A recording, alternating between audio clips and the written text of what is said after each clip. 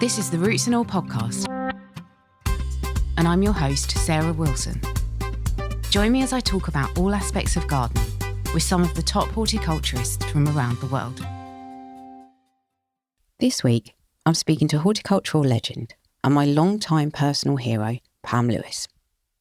Pam began her garden at Sticky Wicket in Dorset decades ago, and revisiting her writing from that time really brings home just how ahead of the curve and how fearless she was in gardening for wildlife in a sustainable, environmentally friendly way.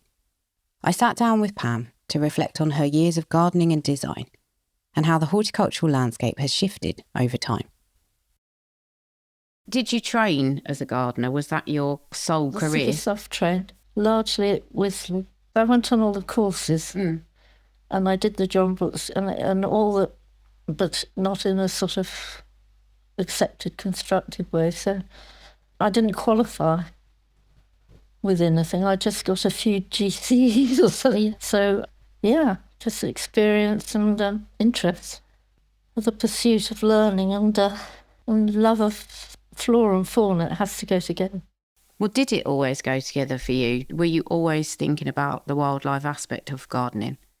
I think eventually the tail wagged the dog in respect that wildlife became more important. And when I looked at the plants in my garden, I'd be looking to see what was pollinating it. And I mean, there was a time when the photographers of the day, of which I knew many, when they were photographing, they would have to get rid of the insects because it ruined the picture. Oh. Of course, nowadays they're all waiting for something to arrive. So, yes, it had to go together, which, of course, I picked up from my experience with horses and grazing, what they favoured, and everything grew together. I think you can't separate, I shouldn't separate anything, because I learned from all of it. And it gives you an entrenched love, a real sort of love for the land. Mm. You know, the gardens, well, that sort of became a bit of a passion, because you become addicted to plants. And also, what I was thinking was you're making an artificial habitat for your plants by virtue of importing them all and expecting them to cohabit and be a community. Well, it's never going to be a community. It's hard enough making a meadow do that, but that's not possible because it's all about the competition. So gardening is all about being brutal with what we call weeds and meticulous and digging and staking and watering, and I don't do any of that now. Well, we were talking earlier about how gardens develop, and there's a lot to sort of dig into, but thinking about the care that you put into them, the control that you try and exert over them, over time, you know, and I've had the privilege of coming to your garden before, and I was saying earlier, it was probably about 12 years ago, and at that time, even then, you had let it develop more into a wilder garden than you had when you'd written Sticky Wicket. And I think you were more hands-off at that point. Was that born of necessity, or was that because you wanted to see how it developed deliberately if you were more hands-off? Yeah, I think it was the end plan, to know that what I had created, which was much too big, really, to take on, could be sustained as I intended to live here forever, in terms of cost of running it and input, as well as what we now know about allowing things to go wild. I'm not going to talk about rewilding, that's nonsense, but you know, it has sort of developed. It's fascinating actually, because you start to think about it, eventually you sort of collate all your experiences and set it down as I'm beginning to do now, and you realise what's been happening, but perhaps at the time not so much. So in terms of what has been happening, I mean, the garden is beautiful as is now. Has it developed as you expected it to, or have there been kind of surprises? Pretty much. It has, yeah. But a lot of it's about the surviving plants, or the structure, which essentially is trees, shrubs and things, to keep them in balance. And then the sort of ground floor and everything else has had more of a struggle. And it's difficult to referee, you know. Has it developed how you expected it to, or have you had surprises? It has, yeah. Were there things that were here when you originally arrived that you did battle with that have now disappeared, and are there new things popping up? Well, it was blank canvas, if you like. There was a lovely boundary hedge and some grassland, which you couldn't call improved or unimproved. It was just neglected and ill-farmed. And so it was quite nice. Everything I planted here was planted by design, and trying to look in your crystal ball and think how you want to keep your views and your perspective. I wonder now how I ever did it, really, because it is like planning a border. You can 10 years, sort of, if you like, and then it all starts to... So it's changed itself by nature of ageing, and it's still busy doing that, and now I'm allowing it more freedom. It's taking the mickey. Yeah, it is. A bit, because the invasive plants are hard to watch, doing what you think is harm. They may be doing good, they may be jolly good for an earwig or something, and there's always something that's good for something, or to eat somebody, but to watch brambles and nettles growing through and into everything, and then you start to realise there's actually a lot of invasive plants that sort of masquerade as, like a campion, jolly pretty, but just as much of a nuisance. So I thought, well, I'll make a virtue out of it. I'll make a study of putting them into contests with each other. So where I've got a serious invasion of meadowsweet, I learnt that the only thing that would be compatible was hogweed, Angelica, as it turned out. And I think that was about it as something you could introduce. I'm happy to have hogweed and Angelica in any umbel, lovely. But after a while, it said, no, I win. I'm meadowsweet. I'm the ruler here. And no amount of taking my seed off or doing nothing is going to stop. So then you have to say, well, that's what I'm going to have then. There's a meadow full of meadowsweet, and some people would love it. But it doesn't make for biodiversity. And that's what these things do. They just don't allow the one thing that you've tried to do and maintain, which is that word, biodiversity. And they're strangling your efforts. So that's the thing that I find hardest, letting go and trying to watch it and think, well, that'll be interesting, How long will it take for that to be cleavers from here to there? Yeah, I think it comes from having built it on control. Mm. And it's just having a bit of a laugh with me now. So when you set out, what was your driving factor behind the design? Was it for biodiversity, or was it for you and what you wanted to look at, or was it a bit both? Well, it was both, but as a designer, it was roots and views, and I knew I would always be going from A to B up to the small holding. And so I designed the round garden thing where you're crisscrossing, and tried not to make it look formal, so that it could turn into a sort of bit like a meadow, which it's busy doing with miscanthus and stuff now. So it is working out sort of what I had in mind, and it's survivor's rule. And it's been interesting monitoring the plants that will go the distance and for how long, because there's this thing with pioneering plants, and you think, oh yeah, lovely, have a bit more of that. They sort of exhaust themselves, or I don't know what it is. So you never stop learning, do you? No, you don't. I reread Sticky Wicket before I came here, and I hadn't read it for a couple of years, and I have to say I was so struck by how visionary you were at that time and how you were 20 years ahead of yourself, in my opinion.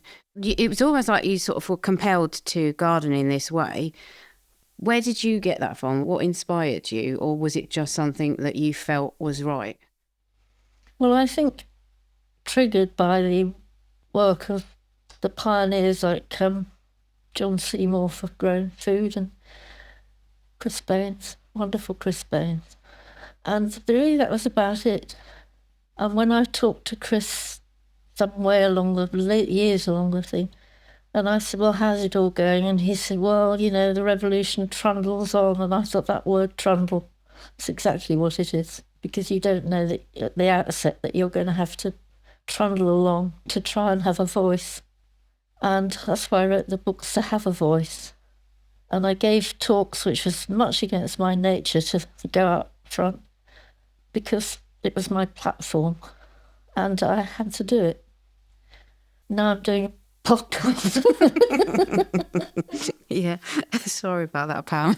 Necessary evil. I mean, yes, I've said it before on the podcast, people sort of who are really uncomfortable about talking and sharing things, but they know that it's the right thing to do. And in terms of trundling along, do you think we've come very far since you started out with this kind of It's approach? changed. I mean, it has become high profile and talked about, but really by the wrong people, because the presenters of anything are all about being a presenter.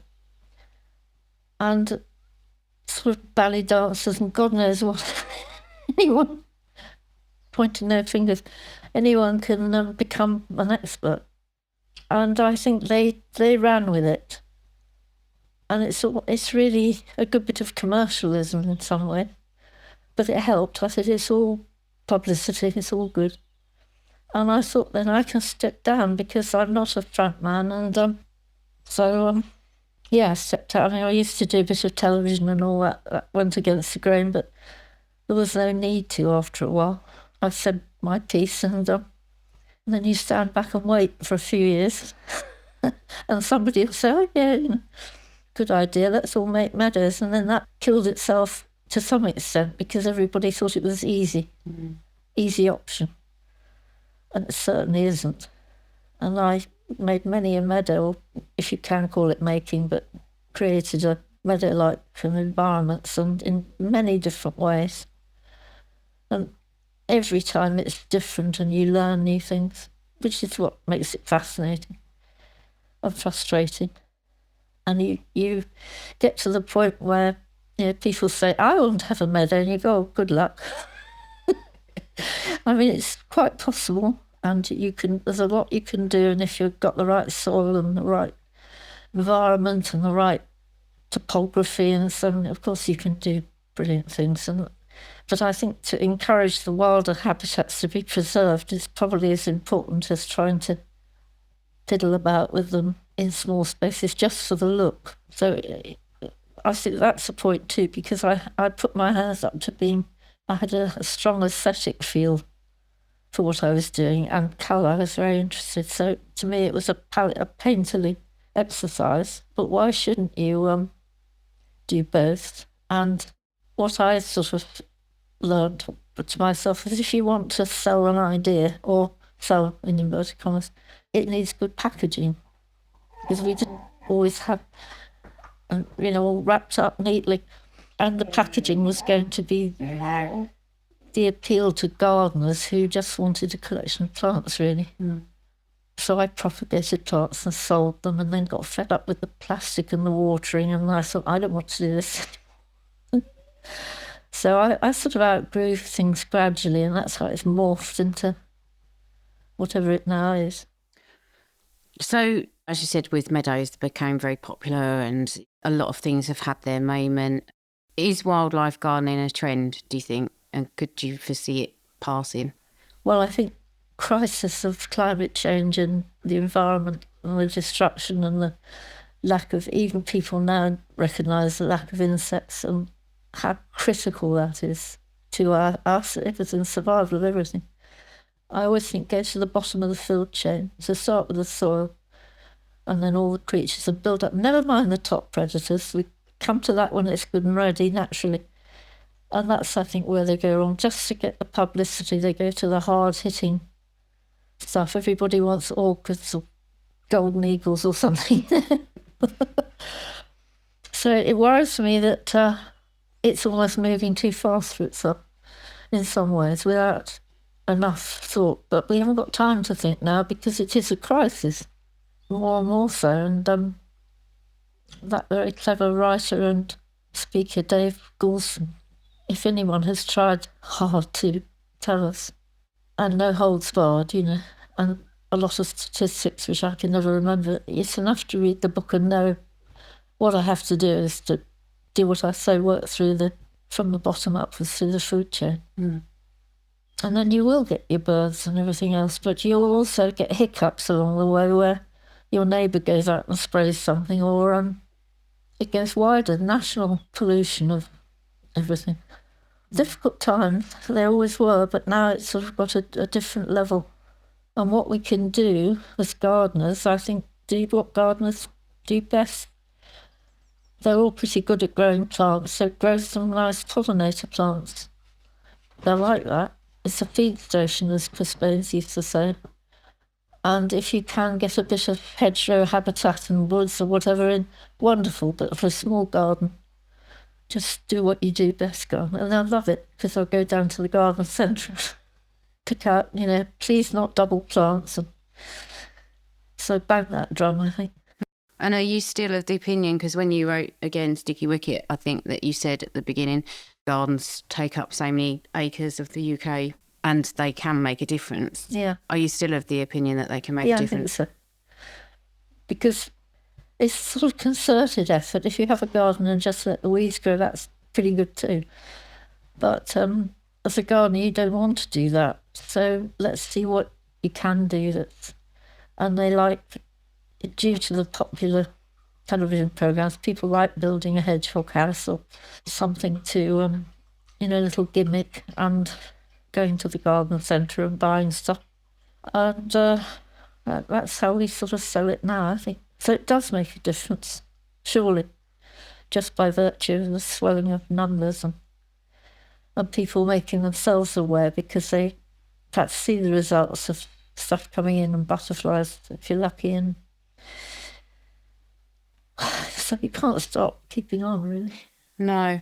I mean, I always think that if you get people interested in wildlife gardening and then they actually observe and get to know the wildlife that visits, then they're more invested in it, and then perhaps they might take that attitude and love for wildlife out into the wider community. Because you were talking earlier as well about how much the biodiversity has increased in your garden over time. Do you think that's followed an upward trajectory, or do you think it's kind of plateaued, and it doesn't actually matter what you do now because it's reliant on external factors? How have you kind of seen that develop over the time since you've been here? Well, it's very difficult to assess, isn't it, and form an opinion, because everything's changing so much from year to year, and the climate and what your neighbour's doing. And so to form an opinion on what you saw this year, last year, isn't much good. You've got to keeping record. So that's what I do, observe and record. It's all there. So I always said I'd write a third book to my 2 books. So it would be a sort of trilogy. And then I thought, oh no, I'm not going to, because I don't really want to be beholden and told what to do by publishers. I mean, they were very good with mine. So I was very lucky, because they wanted a voice that wasn't the glitterati, Well, I think how you have watched the garden develop over time in terms of the biodiversity present, but how it's difficult to monitor. Kind of monitor, yeah. Yes, and every year you're going to have a good hoverfly year, or certain moths, your hummingbird moths and things like this, all the ones that grab attention. But if you just look at moth counting, moth trapping and counting, which I have done partly at work and partly here, and a friend of mine is doing it up the road very regularly, and she comes here and traps. When you used to have a trap full that you couldn't take the lid off, and now if you leave the door open and the light on at night, you struggle to get any underwings in even, they used to flap about.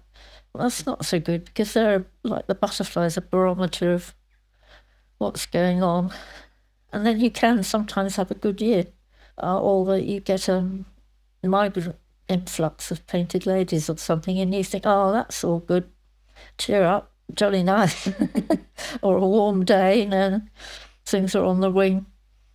So you have to keep your spirits up, and we can all do the best we can. That's all we can do and should do.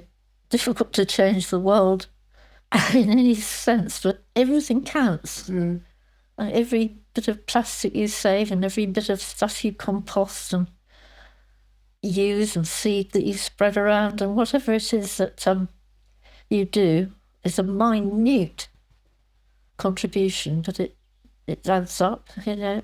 After 70 years or more, you begin to think, well, how many hundredweight of scabious seeds have I spread around?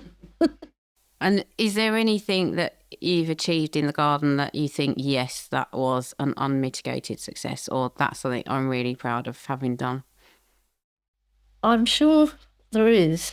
I can't bring any one thing to mind, but from time to time, you get that lovely sense when you're wandering around, as I do up and down every day, and you think, yes, that's good.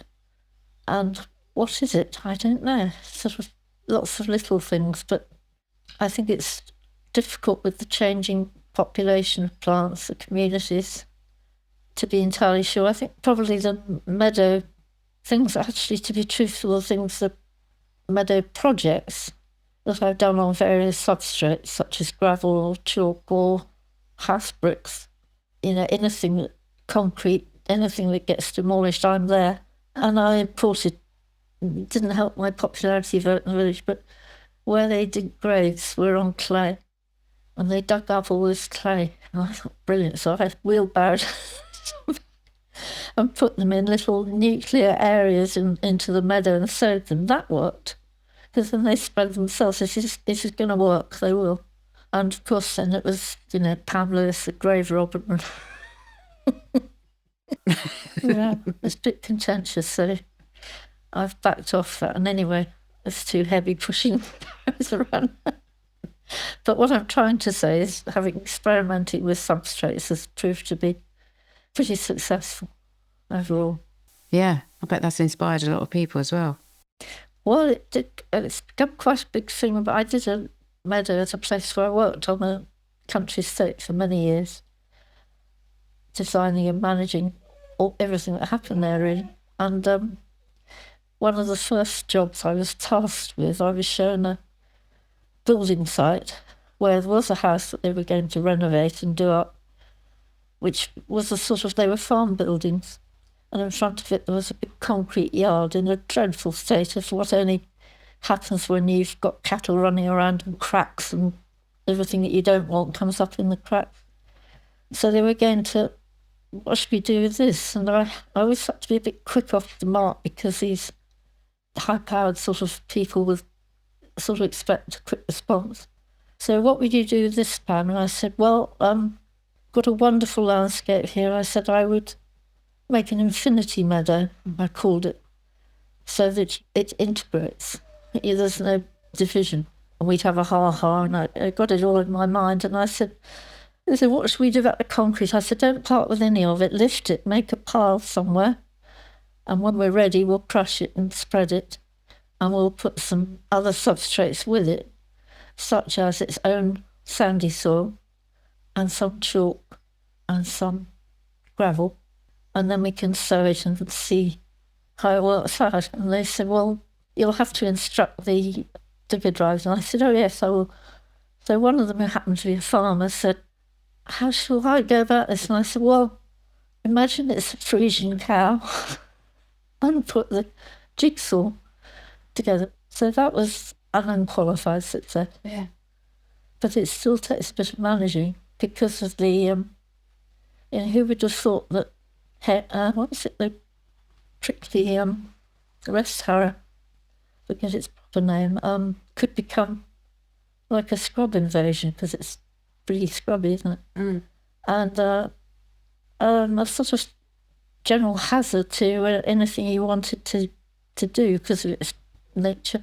So we had to regulate that a bit.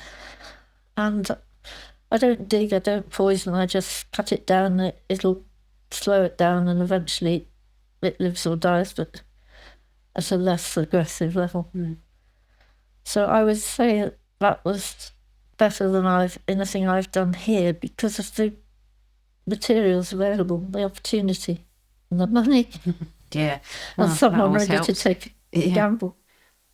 I mean, in view of what you said about the urgency around the climate and how your garden has developed and you've become more hands-off, one of the things that I always wrestle with myself, and I've asked this question of quite a few people that have been on the podcast, is should we even be gardening given what we kind of know about what's going on beyond the garden gate and how pressing it is to assist wildlife? You mean completely let go? Yes, or be very, very minimally involved in gardening. Well, it's what I call editing. I don't call it gardening, as I don't call weeding. I just helping to keep the balance, which is all I have the resources to do, and that's difficult enough. So stop seeding things that you don't want and rein them back, and don't try and obliterate them, just ask them to give way to a bit of sharing. So, define gardening really, isn't it? Where does it begin and end? It's still a garden, it always will be. It's not going to be a farm again, and it isn't truly a wildflower meadow as such. It is a garden meadow. But I mean, goodness, the rewards, the feedback from that, probably better than anything in terms of insect patronage and beauty.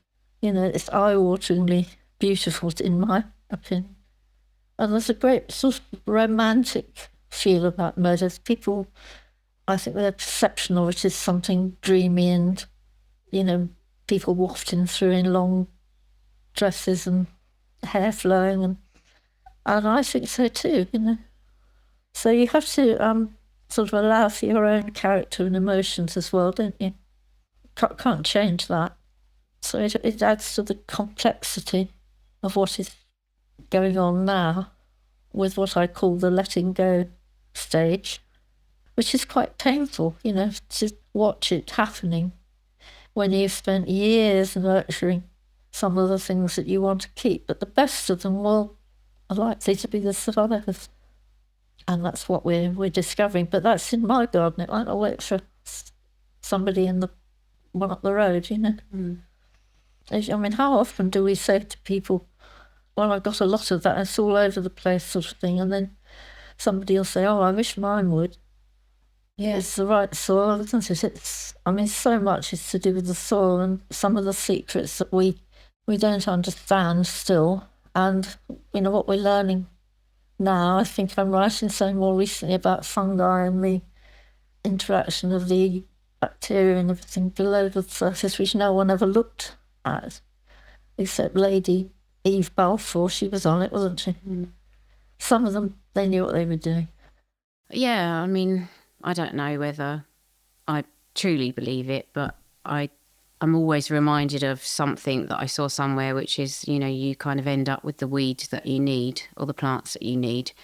And I think there's a big component of that when you look at individual sites and what pops up. Fascinating. Yeah, it is fascinating. And where do they come from sometimes? No idea. I mean, sometimes it's quite uncanny. When we set the charity up, we prepared the beds and we did it all no dig. So we just laid cardboard and then whatever green material we could get our hands on, really, and then planted into it. And then that first year, when everything got going, it was a sea. And I've never seen so many violas, heartsease. And when you thought about the purpose of why we were there, it was very odd that that's what should pop up when you think about, the purpose of the site was to help people kind of get over trauma and things. And so little things like that. So it's probably a coincidence, but it just, it makes you think, oh, well, that's, who knows what's in that. Well, having done quite a lot of scrapes to get rid of the topsoil and the fertility, and having also on the farming side of it where I worked, having to plough some of it up. I say having to because I had to work with the farmers, or needing to get a fresh seedbed site. And I remember trying to get rid of black nightshade. I thought, well, I can't have that. We've got horses to consider and haymaking. And I didn't realise it's one of those things that probably wasn't going to happen for many years in succession, but I didn't know that. And you can't gamble with it, can you? So we sort of had it sort of fallow for a year and harrowed and messed it about, which is you wouldn't do now. That's not fair to the soil. But what came up included heartsease. And you think, what was that about? How long ago was it? Because it had been arable land for some time, and grassland at some time was just dry grass, And all these things, absolutely wonderful. The Viper's bugloss, that isn't the one that we know. Big tall purple was a little blue, lesser species, can't remember what it's called. And the inevitable poppies. And it was an absolutely wonderful transformation process of development that I monitored at the time. And you just, like a child, really. Look what's in this. Yeah, like a little time capsule, isn't it? The stuff that pops up. It is. And, what have you disturbed? You're disturbing the past. What about the underlying geology? Well, my friend just told me they've discovered some medieval bacteria in a cave in Romania that's really been hidden in there. So, yeah, I mean, you just don't know what you're unearthing, do you? Then the next thing is you've got news headlines, unknown invasive bacteria is threatening all our islands. Yeah, probably. So my final question, and I will leave it here because I could talk to you for hours and hours, is I think that you must have been very brave to champion in the causes that you did with the people that you did at the time that you did it. Was that a conscious thing, or again, did you just feel driven to kind of defend the wildlife? Driven and fearless if you've got a cause, It's amazing what you can do and how you can cope with your character, like opening the garden. All these things just go against the grain of who you are and what you are for the cause. So I'm a sort of campaigner at heart, and I think I always have been a bit of a spirit of rebellion. If anyone else won't say it, I'll wave a new banner. I'm not doing that anymore, though. I'm just talking about it, writing a bit about it for my own enjoyment. But yeah, it's all coming home to roost. It's the sort of a portrait of how living on the land and working on the land can form your character and drive your beliefs. So long live that. Thanks for listening, and thanks to Pam for such a generous and thought-provoking conversation about a life spent gardening with curiosity, courage, and a deep respect for the natural world.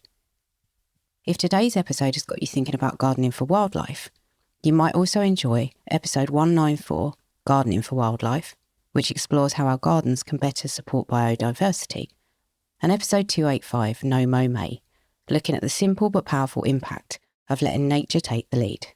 You'll find links to both in the show notes, and as always, thank you for listening.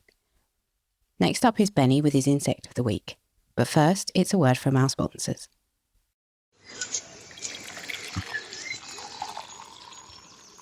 There's nothing like a nice cup of coffee outside on a spring day.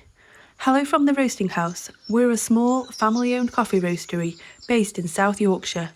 We love coffee, but we're also passionate about protecting nature and trying to keep our footprint as small as we can. At the Roasting House, we offer delicious coffees from around the world, carefully selected from farms that use nature-friendly methods such as shade growing, soil conservation, and maintaining wild areas for native wildlife. We roast in small batches using an energy-efficient roaster and filter the smoke to remove carbon to reduce air pollution.